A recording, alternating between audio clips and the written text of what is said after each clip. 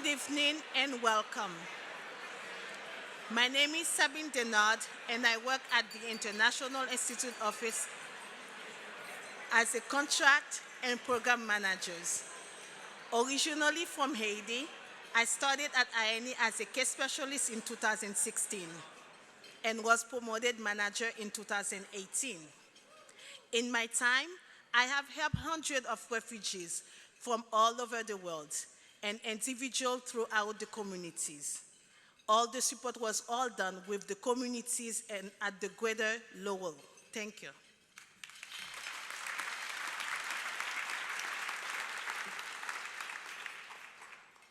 And good evening.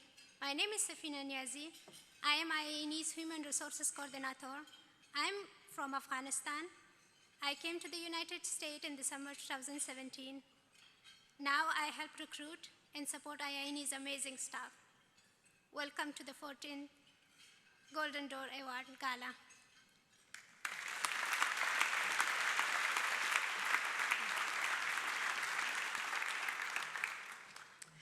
Thank you for being here with us tonight to honor Stéphane Bancel, CEO of Modena. We are especially thrilled to celebrate tonight in person, made it possible in part because of Modena's contribution to life-saving medicine that have changed the world. Wasn't that wonderful music we just heard?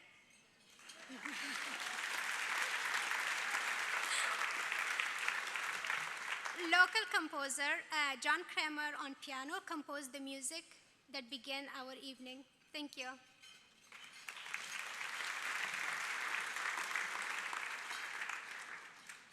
Before our main course is being served, please welcome to the stage President and CEO of IINE, Jeff Thielman. Oh, that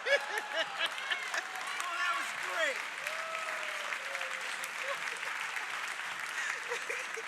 Thanks so much. I didn't know the board picked a new CEO.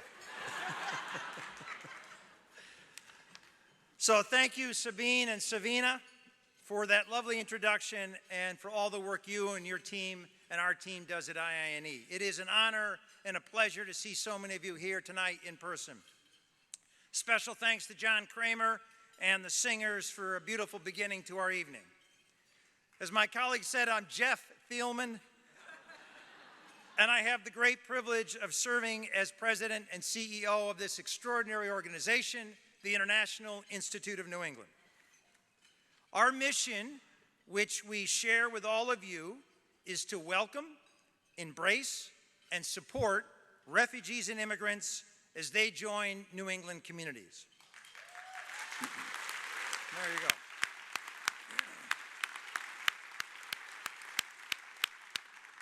Tonight, we celebrate Stéphane Bancel.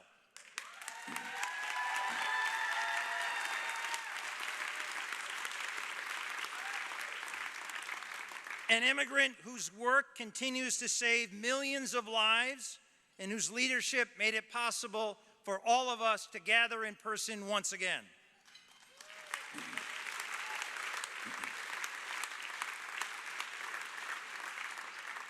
Each year, the International Institute of New England presents the Golden Door Award to an individual born outside of the United States who has impacted our society in profound ways. This evening, Stéphane takes his place among distinguished past honorees, including I.M. Pei, Yo-Yo Ma, former Chief Justice Margaret Marshall, Henry Tremere, Reshma Kaila-Romani, and Noubar Afeyan, the chairman of Moderna, who is here tonight.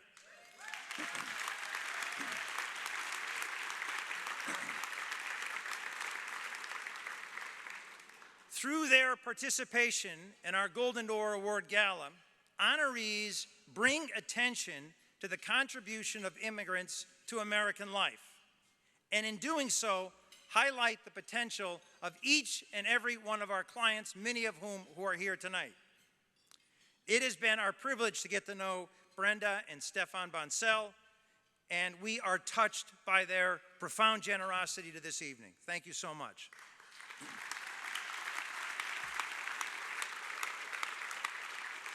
It's also been wonderful to meet many of the friends and family of Stéphane, especially his two daughters who are here. Where are you guys? There you are.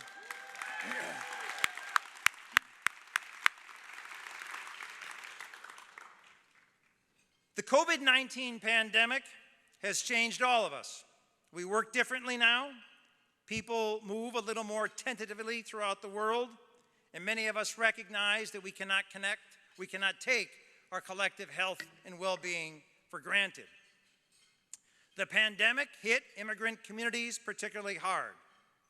In the spring of 2020, the International Institute overhauled services to enhance support for families overwhelmed by the loss of jobs and income. Out of necessity, many of our clients courageously pivoted to essential jobs on the front lines. They worked in grocery stores, hospitals, food delivery, and much more. They brought goods and services to many of us in this room. Today, IINE is supporting unprecedented need. One of our most remarkable achievements took place in the past year. In the span of just 5 months, we welcomed and resettled more than 500 Afghans who fled the Taliban this summer.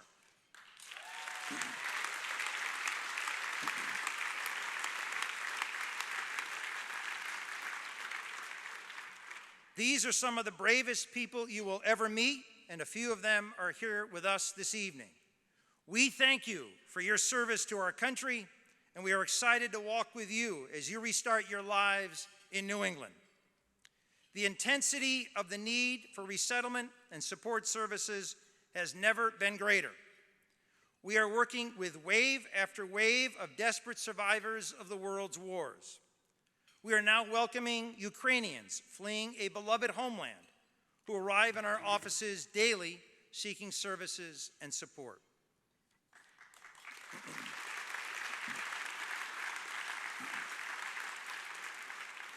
I am grateful to our board of directors led by Avak Kahvejian, who is here tonight. I'm particularly grateful to our Golden Door Host Committee led by Oliver Ewald, who is here. And I would like the Leadership Council, the Gala Committee, and the IINE Board of Directors to stand for 1 second. Nubar, you're on the committee. Oliver, stand up, stand up. Everybody on the committee, host committee, thank you. Thank you so much.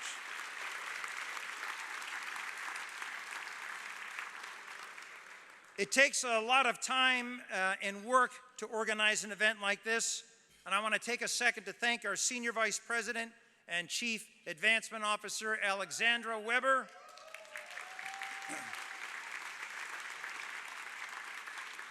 And her incredible team members, Leilani Olson, Cynthia Hellman, and the rest of the crew. Thank you so much.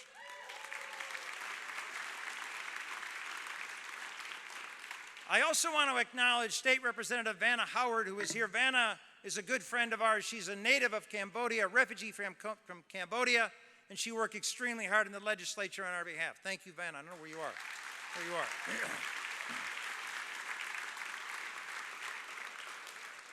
I want to thank the Afeyan Foundation, Moderna, Flagship Pioneering, and the Bancel Foundation for the impact on our organization from their contributions to this event. I want to let you know, there you go. I want to let you know that due to the generosity of everyone in this room and some who are not here, we have raised $2.1 million.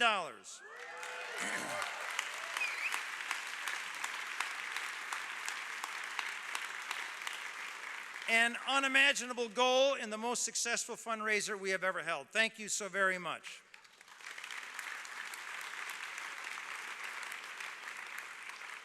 Now it is my high honor to introduce our governor, Governor Baker. Governor Baker has performed heroically during this pandemic. Years from now, I'm confident there will be case studies about his calm and focused leadership, his priority in getting as many people vaccinated as possible, and his concern for the health and well-being of every resident of our great Commonwealth. During his tenure, his administration has been a partner with resettlement agencies across the state providing $32 million in funds for the state's supplemental budget process, the majority of which goes directly to support the basic needs of refugee families in our state. The Commonwealth's bipartisan approach to investing in the lives of refugees and immigrants under the leadership of Governor Baker is a model for the entire nation. My friends, please join me in welcoming our Governor, Charlie Baker.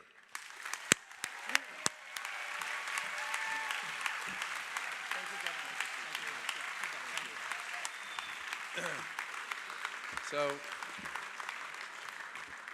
first of all, I just want to say how much I appreciate this community and what this community means to the depth and breadth of both life and professional experience here in the Commonwealth. The second thing I want to say is part of the reason I wanted to stop by tonight to say a few words is I'm going to tell you a story about the pandemic. All hell broke loose somewhere around the second week of March in 2020. A whole series of events sort of cascaded into one another. The Biogen conference, okay?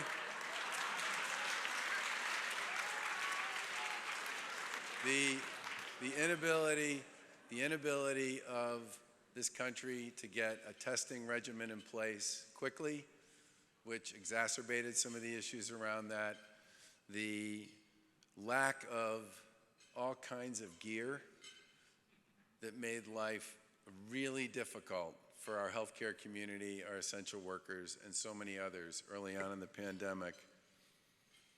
And those of us in public life trying desperately to figure out what to do first, how to get it done, and what might make a difference.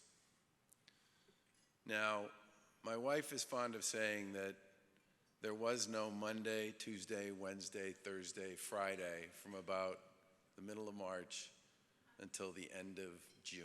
She said it was just day. And time just kind of stopped. I mean, when I look back at what actually happened during that period, there are things that I thought happened 90 or 120 days after the beginning of the pandemic that happened literally 2 or 3 weeks after it started. Because to me, the time thing just disappeared in the maw of what was going on. And I remember at one point when I was really worrying, reaching like a state where I was afraid I was going to panic about all this.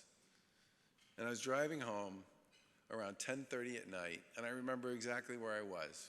I was driving right by Suffolk Downs, and a friend of mine who's in the biotech space called me back, and I said, what's the possibility that we'll have either some kind of vaccine or treatment for this sometime soon? Because in my head, I was starting to unravel how I thought a lot of this might play out. And I got really concerned about the forecast in the absence of something like that. And I know how long it takes to make vaccines. And I didn't think we had, 2 years or 3 years to figure this out. And the reason I remember this conversation so well is because he brought up a company I'd never heard of. He said, well, there's this mRNA technology, which he then described to me, and I pretended I understood. And he said, and there's this company, Moderna, which was sort of an incubated organization at Flagship. And he said, and I think they're probably going to have something in the market by the end of the year. And I literally made him repeat that twice because I couldn't believe it. And I still didn't believe it until it actually happened. But the point here is when I went and spent time with my own team and talking to other people that were part of our extended team and all those folks who were doing so many things just to try to keep people alive and upright. And I would say to them, you know, I talked to some pretty smart people who think there's probably going to be a vaccine by the end of the year. And that took people's anxiety from like here to here. And people started to believe, and then some of the news came out about what was going on with some of the early trials, and people started to believe that just maybe we'd find a way out of this before chaos. Now, I don't know if you folks, I know there's a lot of folks in the life science space in this room. I don't know if sometimes you and I just came back from a conference. It was all about life science in California. I spent a lot of time nodding. But I learned a few things, and I hope they learned a couple of things from me. But the point I want to make here, and I want to make this especially to Stéphane as well, the hope, the possibility, the ability to believe that somewhere out there in the not too distant future, there might be a way out of this. I'm telling you, it kept a lot of people going. You know, we ran around and got people PPE. We set up a giant food delivery system. We created one of the biggest testing infrastructures in the United States. But these were all things, these were mitigation strategies, and we worked day in and day out with our colleagues in long-term care and in the hospital industry. But these were what I would describe as mitigation strategies. They weren't going to solve the problem, and they weren't going to make it possible for a lot of people to get back to work and feel safe doing that. And I just want you to know that the psychological benefit of this is at least as important as the clinical impact.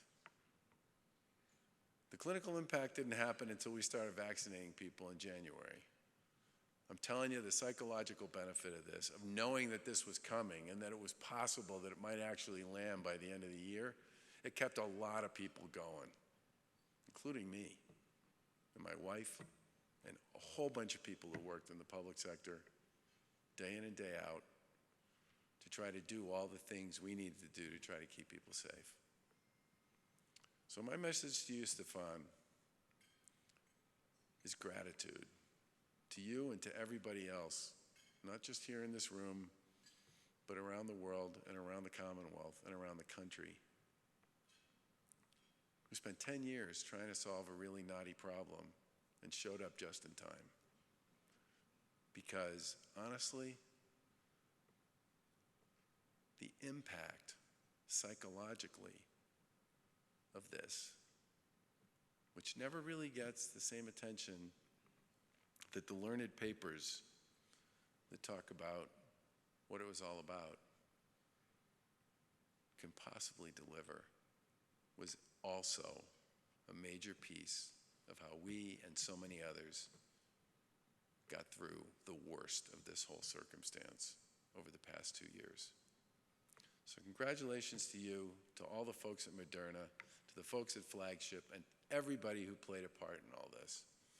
If ever there was an opportunity for us to truly appreciate why science matters and why it makes a difference and why it is a global play in so many ways, both in terms of the development of research and data and information and hope and possibility, but also in the ability to solve a lot of problems in a lot of places around the world. And I also want to say that the money that the Commonwealth put into its refugee and resettlement programs this year, I think it was one of the largest single-year investments the Commonwealth's ever made, and the Commonwealth was glad to do it. And while the rationale for it was driven by terrible circumstances in certain places around the globe. I can promise you that if this continues to be an issue, there are going to be a lot of people on Beacon Hill who are going to want to continue to support your work. God bless. Thank you.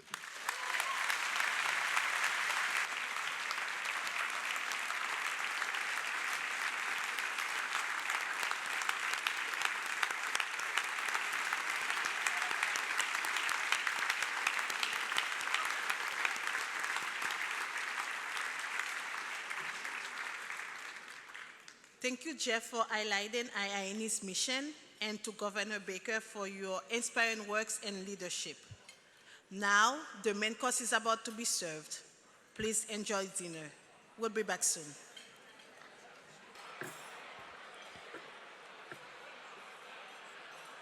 Please continue to enjoy your meal. At this time, I would like to invite you to learn more about IINE's work in helping refugees and immigrants to rebuild their lives in our community. Many refugees come to the U.S. with deep hopes and deep skills and are determined to realize their potential. With help, that's possible. Please join us for Aqila Moment's story. Aqila is a refugee from Afghanistan like me, whom IINE welcomed in 2021.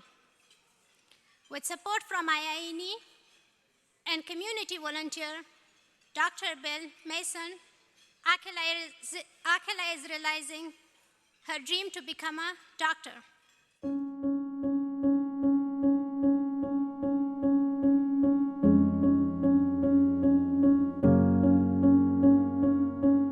I want to become a doctor.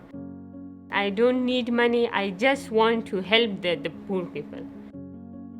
We have lots of family that they couldn't afford food. Even the medicine is very expensive. When I was 6 years old, the Taliban do not allow girls to go to school. I learned writing and reading myself from my brother's book. I was 11 years old. That was the first time that I went to school. When I was in high school, not just high school my goal, because in that time I also studied for my medical school.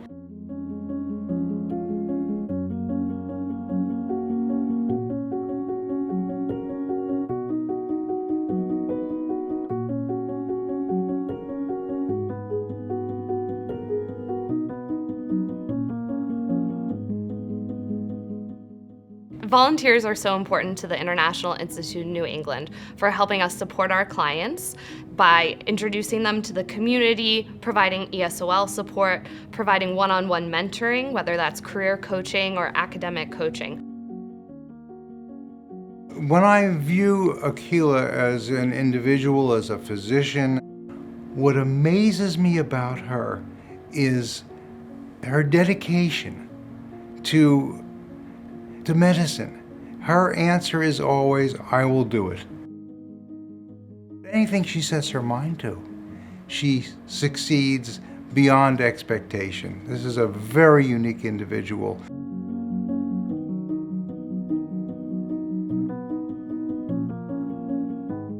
You know, always when I remember that time that someone encouraged me, someone support me, someone gave me the hope that I can become a doctor in this country. It's the big thing that you can become a doctor in US. Her English has progressed that we were both asked to attend an ophthalmology conference in Puerto Rico. Here's someone who needed an interpreter in July, and in February is a keynote speaker at an international conference. Just incredible. She hit it out of the ballpark. She once told me, she said, I want to be a mentor to other doctors. I want to do what you're doing for other doctors. And I told her, you will, because you're a natural-born leader. That's what I see for her. One day I will work in the hospital. It's like with a white coat and my stethoscope, and someone come and telling me, Aqila, we need your help. And it's in US. It's my big dream.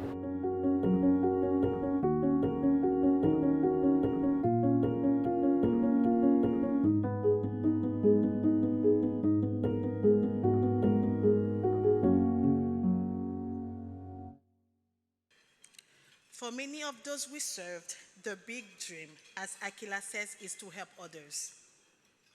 We are honored to have with us tonight a very special guest, Father John Unni.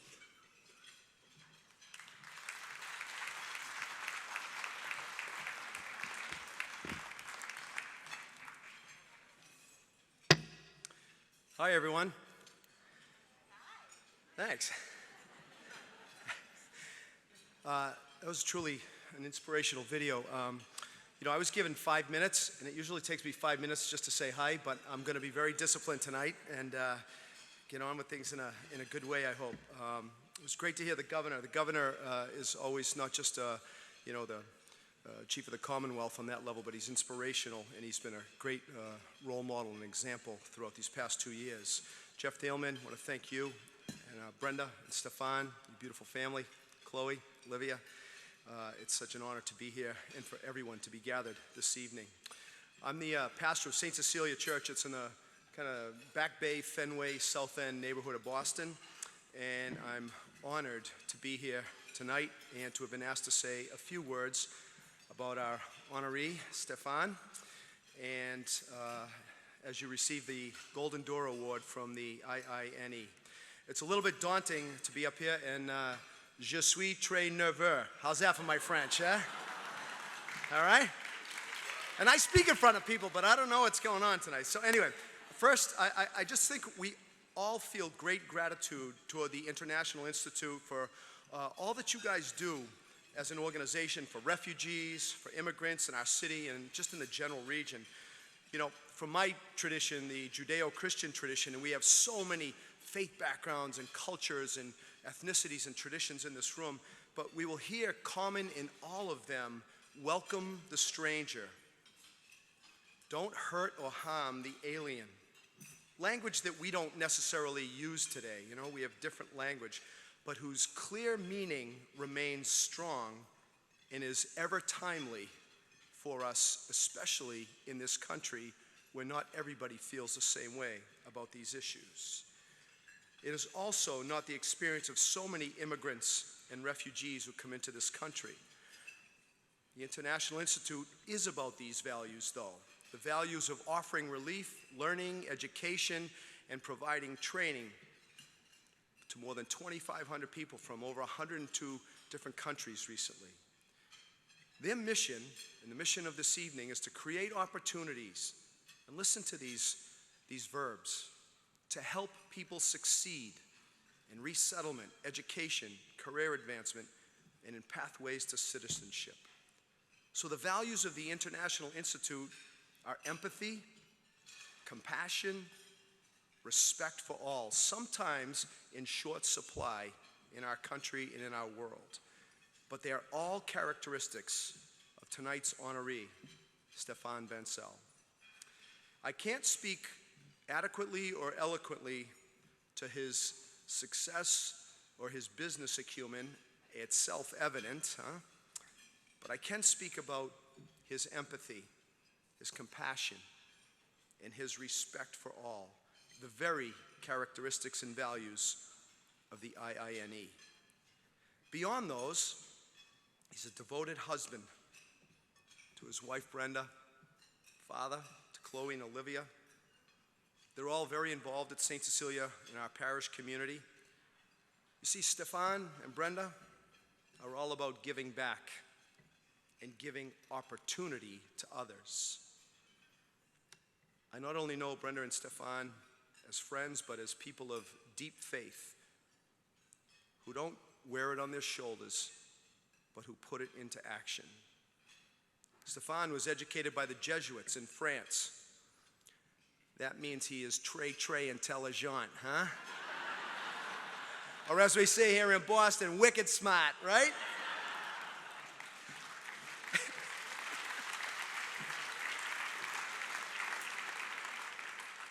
And I'm not a Jesuit, so I have no idea why this flunky's up here tonight. I just want to tell you that. But in the time that I have known him, I found him to be loyal and humble, kind, ridiculously intelligent, intuitive, very clear, anticipating, generating hope, generous, forgiving, gentle and strong, loving and real.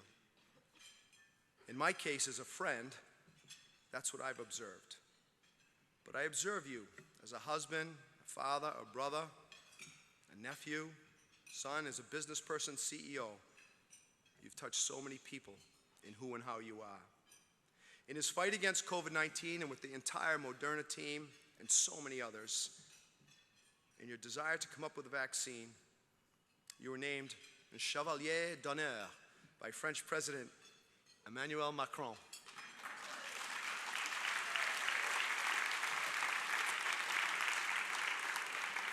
It's the highest French distinction for military or civil accomplishments. And as a true lifelong learner in your faith and your spirituality, just your way of being in the world, and in the tradition of the founder of the Jesuit order, St. Ignatius, Stéphane is truly a man for others. His faith and values have been forming him into the person that he is today. You were brought up to be of service to others, and today, Brenda and Stéphane have continued to pass on those same values to their daughters, Chloe and Olivia. Stéphane isn't just about creating new medicines, but creating them to make people's lives better, stronger, fuller, in just the same way that the International Institute tries to do. So tonight, we are honoring a very special family, a very lovely couple, a very deserving man, Stéphane Bancel. And it has been truly humbling and a great honor to be asked to say these few inadequate, but truly heartfelt and sincere words of gratitude for your friendship. We all feel it, all that you do, so humbly and so well. Merci.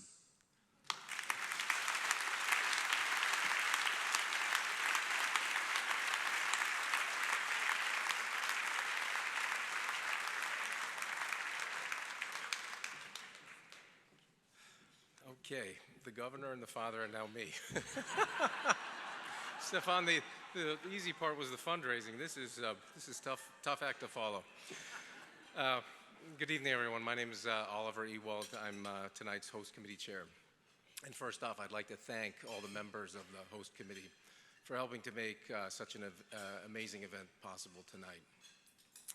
The members of the host committee support the impactful mission of successful immigration to the United States and have made generous donations to the IINE.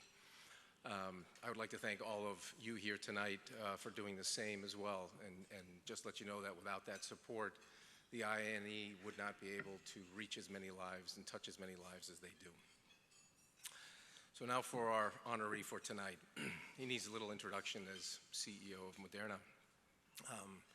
He's been one of the prominent faces over the last 2 years that have given us comfort that human ingenuity and drive will overcome this and future pandemics.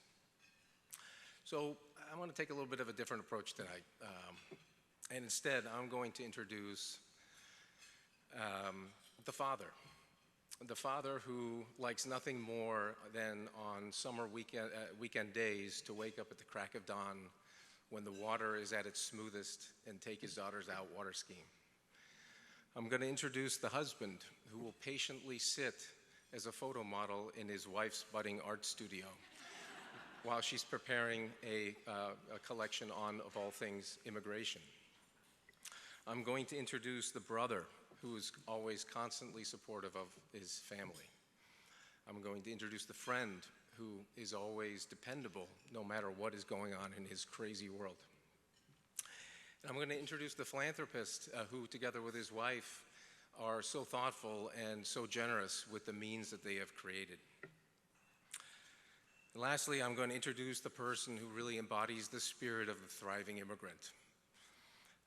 The person who, through hard work, drive, determination, but also open-mindedness, compassion, and a genuine desire to do good by his fellow human being, is made his mark on the national, if not truly global stage at this point.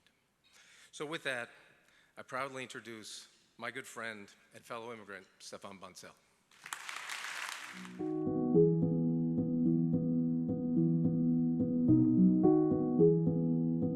So I grew up in the south of France, in Marseille, and I think there are two pieces of that experience that really made me who I am. One is the Jesuits. So I was raised by the Jesuits, who was, a very strong culture of serving. And the second piece that Marseille really did for me was to grow up with a lot of people from different backgrounds.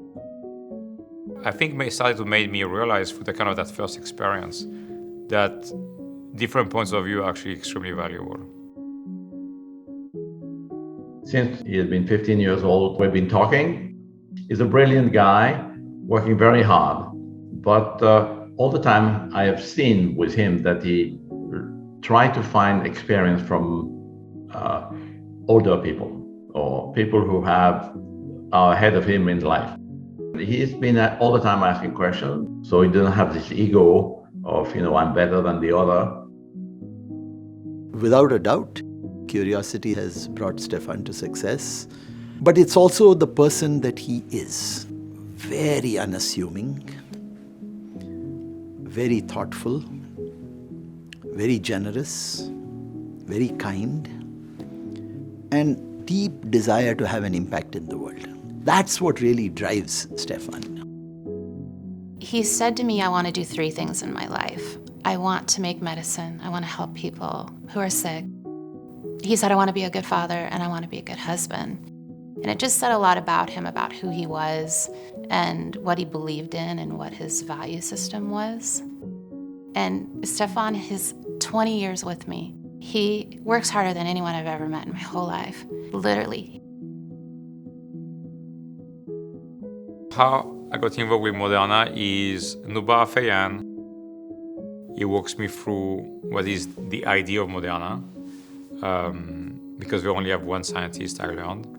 My initial reaction is, this is crazy, this is never going to work. It really was all about the possibility that we could inject things into humans, into patients, that could allow us to make any drug we wanted. And the technology was around this molecule called mRNA, and at the time no one had either done or suggested doing anything that was medicinal with that class of compound. And so we wanted to create a platform to do that, and we were convinced that if only we could do it, it would change the face of biotechnology. And he just asked me, what if this is true? What if the data I was looking at is true? I knew that Stéphane was somebody that could deal with both the scaling in front of us, but also the scientific and organizational complexity we'd be undertaking. And so we made a partnership for him to come in as CEO and for us to grow the company from very early on together. And we obsessed about getting the best people. And in the early days, the team will call the company the United Nations of Moderna, because we really tried people from around the world. He had the dream and he made it happen, and he also pulls a lot of other immigrants along. When you think about the story of Moderna, you think about the story of Stéphane's extraordinary leadership and his ability to think multiple steps ahead of where others are thinking. So I always admire the science of what he has done, but I truly, truly respect the humanity with which he has done it. This was made by people from around the world, for people that are around the world. And I think the impact that this technology is going to have on humankind over the next 10, 20, 50 years is going to make us really humble. So that's the thing I'm most proud of.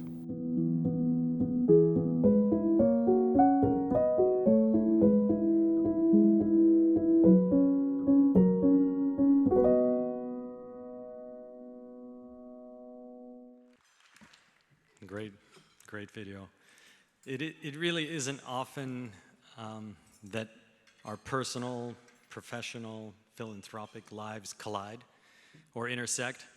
But tonight, it's happening for me very, very clearly. I'm Avak Kahvejian. I'm the chairman of the board of the IINE, but I'm also a general partner at Flagship. And I've known our honoree for over 10 years. So this is really a magical, magical night. And I think many of you share the same feeling. So let's celebrate that and take note of it.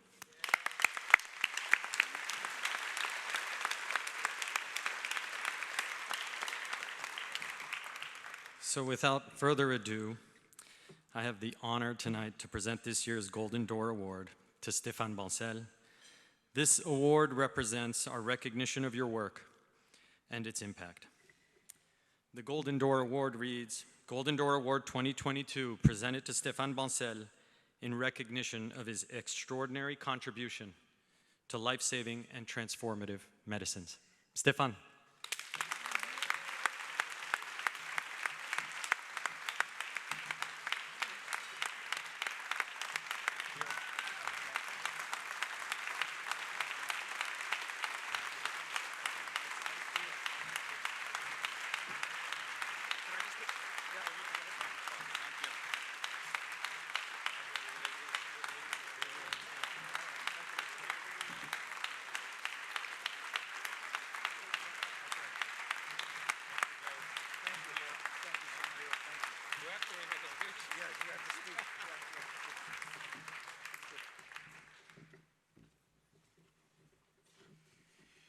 Well, thank you, Avak. Good evening, everybody. Thanks for coming. Wow. When I accepted the prize, I thought maybe we were going to be 50 people, 20 people from Moderna, 20 people from Flagship, and my family, and I was going to be it. So, first, obviously, I'm very humbled to receive this award after people like Henry, Yo-Yo-Ma, of course, Nubar, my partner. I would like to thank the committee for choosing me among the many people they could have chosen from. I would like to thank Oli, not only for the kind words, for your friendship over the years, for your counsel, but also for accepting right away when I call you, I say, I need your help to raise a lot of money, to doing it, and I knew you were going to do a fantastic job, so thank you.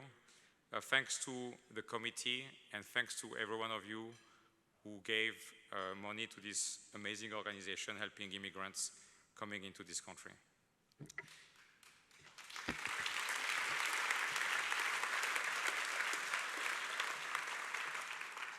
Thank you, Father Unni. Thank you, Governor Baker, for the amazingly kind words. Thank you for the video. Oli, it was tough for you to come, but I'm the one coming at the end, so good luck with that. Before starting, I would really appreciate if you could join me in thanking the incredible heroic work and sacrifice that the team at Moderna has done over the last 2 years, including also all of our partners like Thermo Fisher and so on. Charles Weber, if you can please all stand, I would like to thank all of you guys.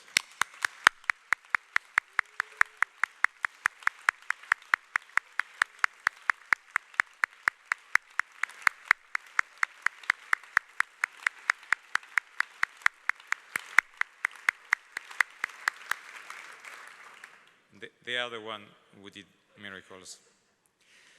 So, early in my life, I was lucky to discover the world in 2 different dimensions. First, from a family standpoint. Not many people know, but my grandfather, Patrick's father, was a Spanish immigrant in France who didn't go to high school, we didn't go to middle school, we started working very, very young and ended up building a company with no education. The role Patrick played in my life was phenomenal. I was preteen, and he and Bridget, my aunt, who I was very pleased to have here tonight, moved and immigrated to the UK. And already, little Stéphane going to the UK and discovering the UK because I can visit family there. And then they immigrate to the US, actually to Boston. And I had the chance again, this time as a teen, to come a couple times and discover America and start to dream about America. And the other piece, as you heard in the movie, was Marseille. It's funny, I only realized years after how lucky I was to live in a port city, where we had a lot of immigrants from North Africa. But also, if you recall, given I was born in '72, we had a lot of immigrants from Lebanon. Every year, during the school year, because there's a Jesuit school in Lebanon, we will have immigrants coming in the middle of a year because of a war, because families were fleeing, Lebanon. And so I had a chance to grow up with a lot of friends who had to leave their country because of war and terror. The other one was Iran. My best math teacher was from Iran. And it was quite interesting the influence it has when you are a teen to have those very amazing people in your life that come from a lot of different places. So I was lucky, I was attracted to the idea to discover the world as an adult. But then it became a choice to become an immigrant. There's a day that changed my life that I will remember all my life, and most probably he doesn't remember it. It was in the summer of '92. I was just turned 20 years old. I was admitted in École Centrale Paris in France. And in addition to English, you have to do another language. And Patrick, my uncle, was always working, always in planes, and I catch him in the summer at his summer house. And I'm looking for advice, so I ask him, should I learn Spanish or German? And this is to my team. If you think I'm blunt, well, spend time with Patrick. So Patrick, right away, wrong question. Okay. It's like the question you should ask yourself, given you're 20 and what's happening in the world, is should you learn Chinese or Japanese? I'm like, okay. And then he's like, he's very practical, Patrick. That's another family gene that we have. You can check with Chloe and Olivia, they still have it. Right away, he's like, do you have a good musical ear? I'm like, terrible. It's like, don't even try Chinese, you'll never speak it. Okay. So you see from the bluntness. So I learned Japanese, and I was fascinated by Japan. And what I ended up doing is, okay, I need to find a way to work in Japan, which was a bit crazy. And so, of course, I had no connection. And so what I do, I go literally buy with my savings the book of a Chamber of Commerce of French company in Japan. And I start writing by hand. Yes, Chloe and Olivia, there was no email at the time. I start to write by hand letters and send them in snail mail to all the general manager of all the French company in Japan. And I got lucky because the general manager of Biomérieux in Japan, I picked his interest and we met and he gave me an internship. So it became a choice. So then I go to the US in '94, US move number 1. Minnesota, biochemical engineering. My best friends are from Iceland, China, and Greece. My advisor, Wei Shu Hu, who Numar knows well, is from Taiwan, Taiwanese immigrant. Then I moved to Japan. As soon as I get my degree, I literally get on a plane and go to Japan. Summer of '95. That changed my life. So think about it, my first job, I've never worked anywhere. And to make it really easy, I started to go work in Tokyo. The piece I really loved about Japan was it put my world upside down. It's like, being dropped on another planet by helicopter and having to figure out and reinvent everything. And I loved the challenge. It taught me how to read body language, because when you don't speak very well Japanese, you try to grab to everything. And so I was lucky very early on. I learned to read people's body language as I talk to them, as I read the room. It was also very interesting for me because for the first time in my life, I was a minority. I will go to to work by subway, and I will be the only white guy in the car. And also, it was an interesting experience for me because a couple of times I was rejected, meaning I was asked to leave the room because I was white, which was interesting too as an experience. But the piece that was the most impactful on who I became by this time in Japan is, for the first time in my life, I started to understand the French culture. Because I lived and grew up in France, so that's the only thing I knew. But then I had to realize what was good about the French culture and what was bad about the French culture, or its limitation. And it taught me to understand and always be obsessed about where are my biases. And I was lucky because I was 23 years old and I realized that my biases were most probably my biggest enemies. So late 98, USA move number 2, go to Harvard Business School, that's where I met Shrikant. But the most important thing about this time of my life is not going to Harvard Business School, is meeting Brenda.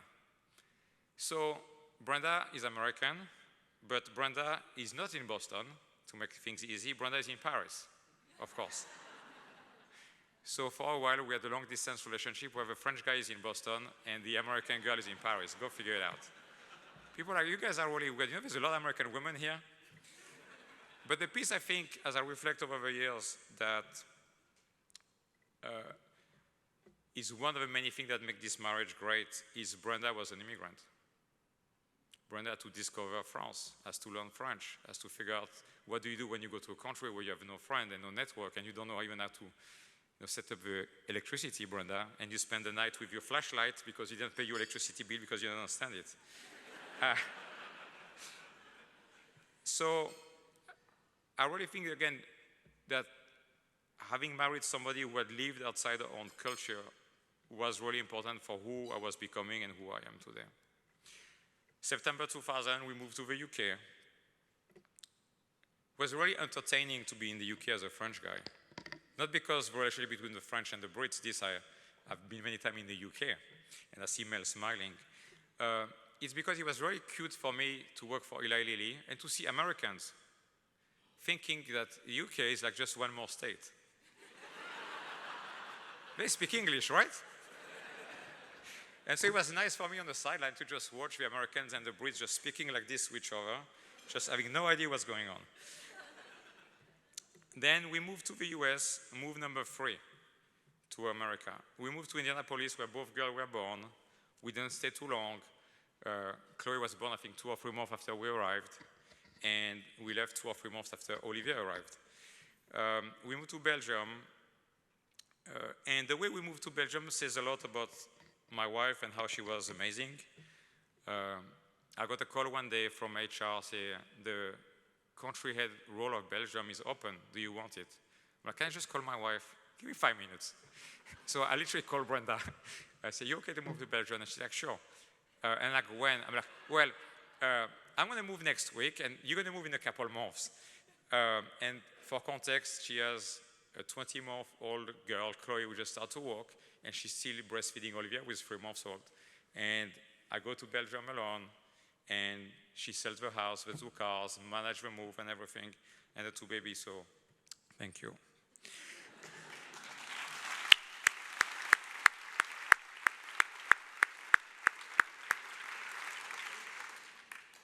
So then we did something really weird. We moved to France.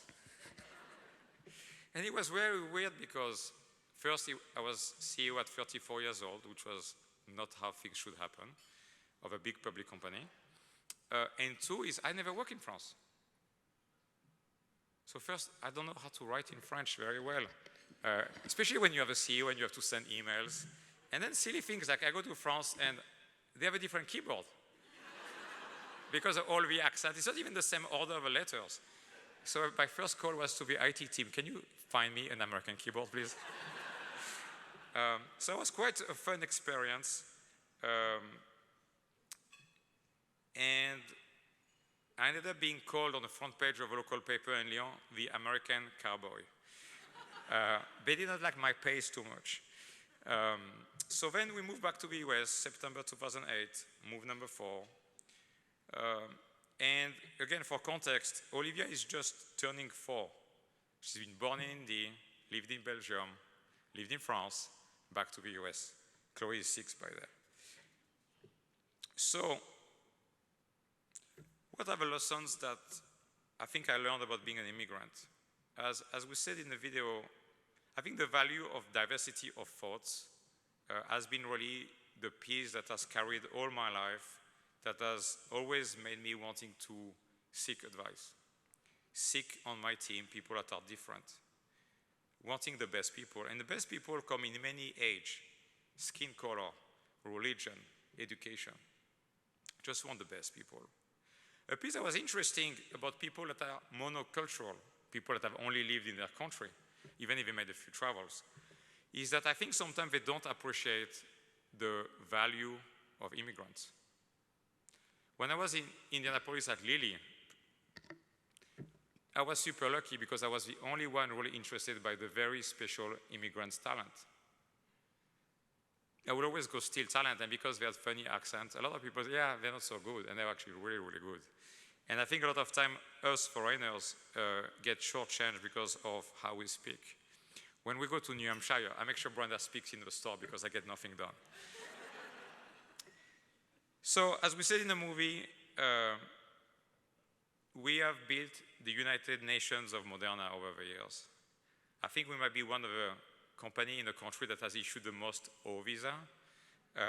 It's a very, very weird visa where the first question is, have you received a Nobel Prize? Yes or no? And there are quite a number of people, including in the room, that we got in the country through this visa system.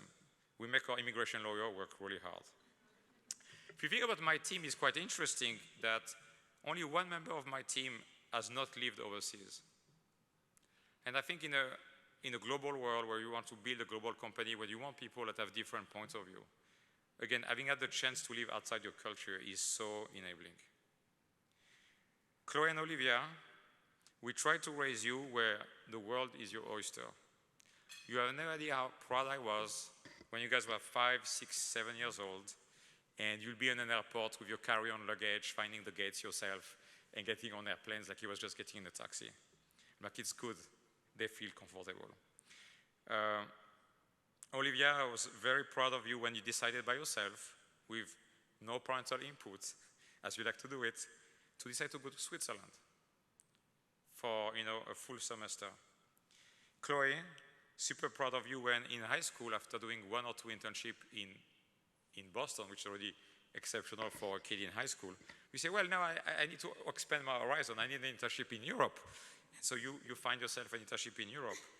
And I love when we have discussions about how you think about your life. And you're like, should I do my first job in London or in Singapore? So super proud of both of you guys. But the thing that's interesting about being an immigrant, about taking all those risks, all those changes in our lives, is I think being an immigrant made me become very unreasonable. And it's funny, the timing of tonight and yesterday, I was with my team yesterday. We're having our annual 5-year plan kickoff. And in the middle of the day, my friend Juan, who is from Spain, told me, you are unreasonable. And I'm like, yeah. And I think if you think about things in life, and we're talking about it at the table during dinner, I think as humans, our fears are our worst enemies. Because when we are afraid of something, we don't use logic. It's just chemicals in our bodies. And if you can think through things and learn to manage risk and to manage your emotions and to just be able to understand your fears, I think we as humans can do amazing things. The thing that I'm the most proud about what the team has done professionally at Moderna is, as Noubar knows, there was nothing. I always like to tell new members of the team, there was nothing. Noubar remembers, there was nothing.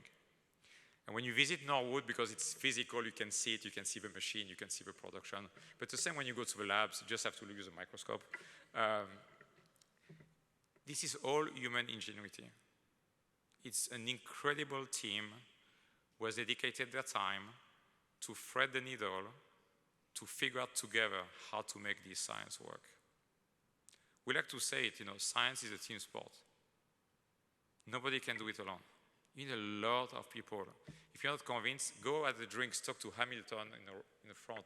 She carried the COVID vaccine through the whole company in 2020. She had to thread the needle with all the expertise that are required to make a medicine come to market. Many of you work in the life science business and you know how hard it is to get to the finish line. It's already hard to get into the clinic or to a phase 2 or phase 3, but to get to the finish line is really hard. So in the first part of my life, my adult life, the 20 to 40s, I discovered the physical world of the planet. I discovered cultures. I started to realize my own biases. I started to internalize the values of diversity in teams. And yes, Juan, I became unreasonable. I was very reasonable as a 5-year-old. You can ask my mom. For the second part of my life, as an adult, 40 plus, I've tried to use my time to discover, to explore new ideas, to try to figure out how to go after big problems. Of course, mRNA was a big idea that could help solve many big problems. And Nubar, as you heard many times, is the one who made me think about it. I'm so thankful that he didn't try to use my technique, which would have been to try to convince him really hard. He was super thoughtful and took the time to make me come slowly to thinking about what if mRNA could be a drug. And that, of course, changed my life and the life of many people. I'm also thankful for Brenda to have agreed to do it, because the easy path for us as a family was not to join Moderna. It was to stay at bioMérieux or to go to bigger companies where I started to have job offers. It was not to join Moderna. And Moderna has not been easy. There were times in the first year or two where literally Brenda thought I was going to become clinically bipolar. Because I will walk home one evening, and I'm like, this is amazing. What the team has done is fantastic. This is going to change the world forever. And I was so excited that I will literally not fall asleep that night. I will be laying in bed, and my brain will be going crazy of all the things that could happen in 5, 10, 20 years around the different piece of science and medicines. And I just was so excited I couldn't sleep. And then I would come home 2 weeks after. I'm like, shit, it's never going to work.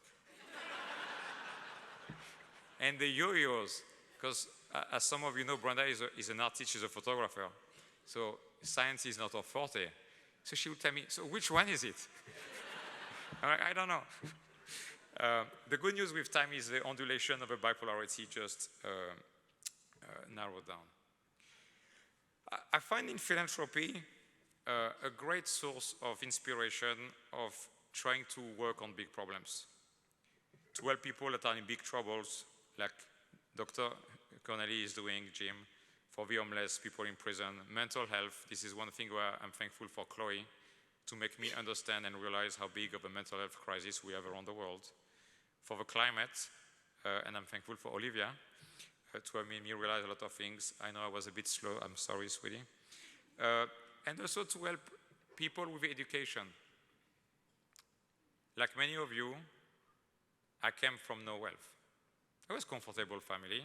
Some end of months were not so comfortable, but it was always okay. There was always food on the table. But what is the possibility of what the world could become in 5, 10, 20 years if some of those kids that have a drive, have a brain, have a grit, could just get a chance to get the education that we all got? And so that's another thing that's important for us, is helping everybody in education. So in closing, I'm very humbled by the many amazing people who have made me, me. I cannot list them because you'll fall asleep in a couple of hours. I was very lucky to discover the world as a young person. I really think it's a unique gift that I had, and I'm so thankful for it. I was thankful to be raised, in a great family by my parents, to have an uncle like Patrick and his wife Bridget. I won the lottery when I met Brenda, and she said yes when I asked her, would you marry me on September 14? And she paused and she's like, what am I doing on September 14?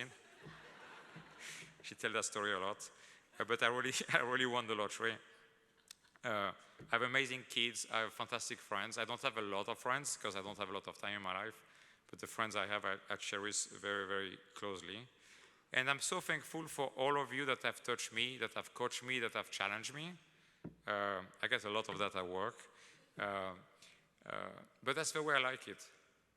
The only obsession I have, as my team knows, as my family knows, is how do we build the best version of Moderna 10, 20, 40 years from now? How do I put Moderna on the best trajectory? So by the way, it's sustained when I'm not at Moderna anymore. I'm not going anywhere, Nubar, don't worry. But I think it's super important because if you think about the biotech industry, since the Amgen, the Genentech, the Biogen, 40, 50 years ago. Look at the amazing medicine that have changed the lives of millions of people, hundreds of millions of people, changed their life. So try to imagine for 5 minutes the trajectory that Moderna is on. It's the first time in the history of medicines that we have an information molecule. First time. And look, when you have information, how it changes industry. People do not understand, which is great. Please don't tell the big companies. People don't understand how amazing this technology is across everything. It reinvents how you do discovery. Andre and his team developed the COVID-19 vaccine in 2 days. They never touched the virus. It was just information on a computer. It changes how we do manufacturing, how we make medicine for one person at a time, in our personalized cancer vaccine. One makes one drug for every human being that's different. Or then you say, oh, by the way, we need 1 billion doses next year. I say, okay, and you go make 1 billion doses in 2021. That's really quite amazing. So I'm so thankful for my team, for Nubar, for our board of directors, for all of our colleagues. Because today I'm here, I'm honored to be here, but I'm here representing everybody. It's a big team, and I'm just thankful to be the boss of that team. So, stay curious, obsess about learning, because as I've said many times, the most powerful rule of life, or law of life, is the law of compounding. And to all my immigrant friends in the room, because you are immigrants, you have been in your life a few times, or many times, unreasonable in the choices you made about your life for yourself, and at some time for yourself and your family. So my call to you is do it again, and again, and again. Be unreasonable, and the world will be a better place. Thank you.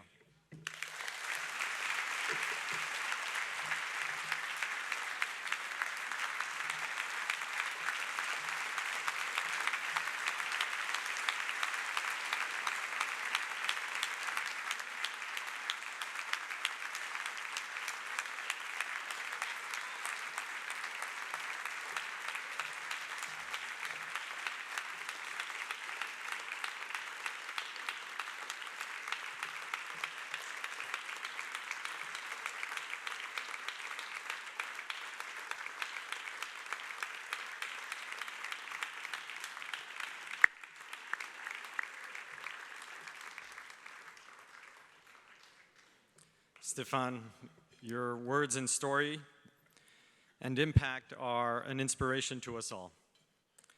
Thank you for your work in making this a safer world to live in, both through Moderna's impact and also through your support of the International Institute of New England.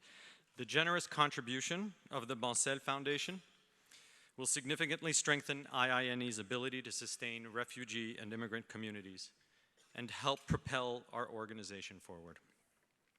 As a member of the board of directors, it is my great honor to serve an organization that for over a century has been uniquely dedicated to the lives and needs of refugees and immigrants in New England.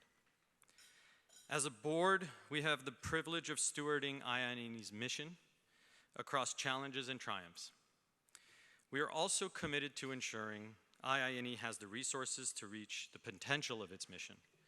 And on this note, as Jeff mentioned earlier, tonight's gala is the largest fundraising event in IINE's history.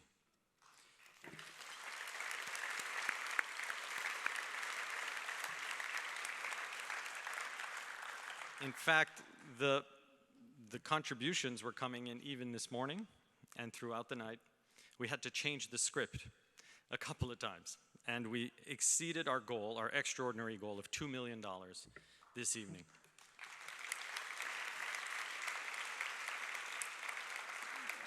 This level of funding will allow us to provide life-changing resettlement services to refugees in the year to come and beyond. At this time of devastating human conflict and crises around the world, you have played, all of you, a direct and immediate role in improving lives. Thank you.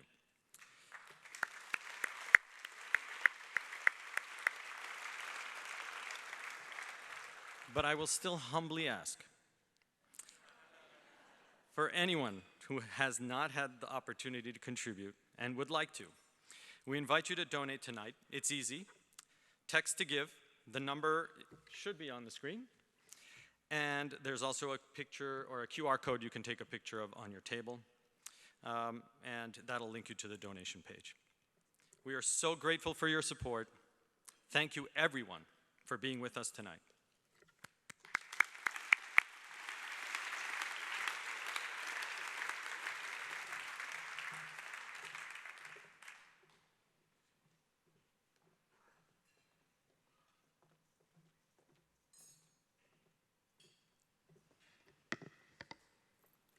Thank you, Avak.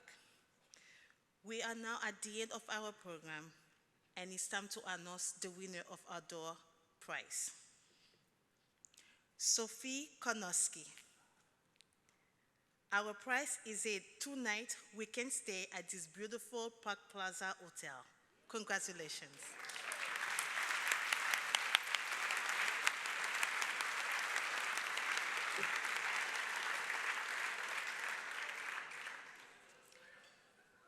We would like to thank each of you for attending tonight and for your generous donation to IINE.